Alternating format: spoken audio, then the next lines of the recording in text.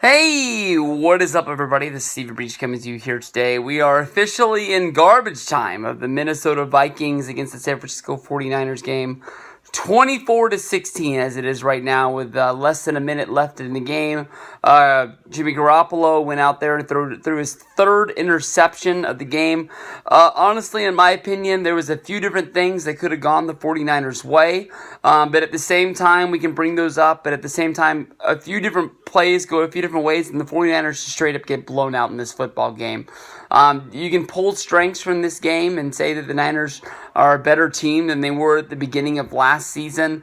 I know that there's going to be less 49er hats. There's going to be less 49er jerseys on the sidelines. Well, not on the sidelines, but let's say like in the supermarkets, at the gas stations. You're going to be seeing less of them around because those fair weather fans thought that 5-0 to end last year's season, we were going to win all their games this year. We're going to go to the Super Bowl. We're going to win that too. And Jimmy G was going to bring us to the New England Patriots era of the San Francisco 49ers of just being the best team in the world. You watch this game today, that is not what you saw. We saw Jimmy Garoppolo go out there and throw 3 interceptions. That is nothing new. There will be people telling you that Jimmy's not as good as last year. Jimmy G last year threw picks like bananas. He just came back at the end of football games and won them when he got the chance. We saw, the team that we have right now, with no running back, really have no rushing game. Alfred Morris coming over from Dallas last year, who was Ezekiel Elliott's backup running back during his suspension, as well as the main running back for the Washington Redskins a few years ago. He ran the ball 12 times for 38 yards. Beretta, who came from the backfield last year, coming out of Georgia Southern, he ran the ball 11 times for 46 yards. We need a better running game. I know that our main running back went down. They came over from Minnesota, but we got to figure that out, and that's what practice is for, and we're going to use that, and we're going to get better. Alfred Morris coughing the ball up on the 1-yard line.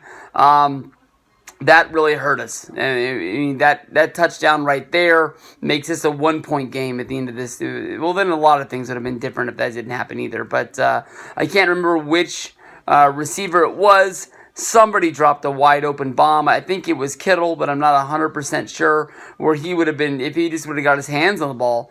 It was for sure a touchdown. He had a 5-yard, if not more, yard leap over everybody else. Everybody bought the play fake as a run, and when they discovered it wasn't a run, they forgot to cover the running back coming out of the backfield. So, we had a good day on a couple things. The defense, for the main part, played well. We had a whole bunch of people on defense really stepping up.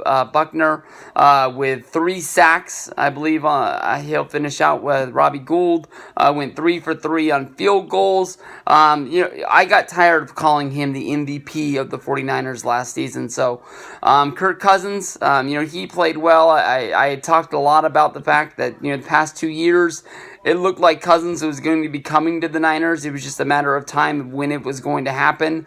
He threw for 2 touchdowns. He had 244 yards passing on the day. He spread the ball around at the very beginning of the day, their backfield. Cook, one of the best receiving running backs that there is out there, was lighting us up like crazy. He finished on the day with 16 carries and 40 yards, as well as having 6 receptions for 55 yards. Diggs caught a touchdown on us early. So the Vikings played well. They're going to be a great football team. They have one of the best defenses there is in football, and they have a lot to look forward to. The San Francisco 49ers, we're going to be moving on, and we got to look forward to what next week is going to be, because we're going to be playing Detroit. Detroit is a big game against the Jets, so that gives us a reason to watch Monday Night Football tomorrow to see what's going to be going on with them. But that team, built around just the good offense that they have there.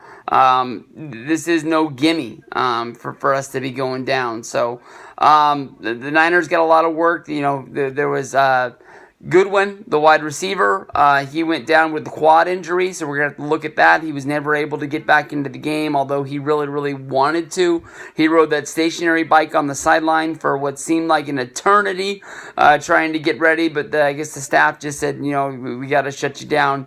It's not going to be happening. We had 2 injuries on the offensive line. If we're going to have any kind of a running game, that's something that we need to get better at, so hopefully we can get them back into it. So we'll see what goes down. Like I said, tomorrow's Monday night game really means something now between the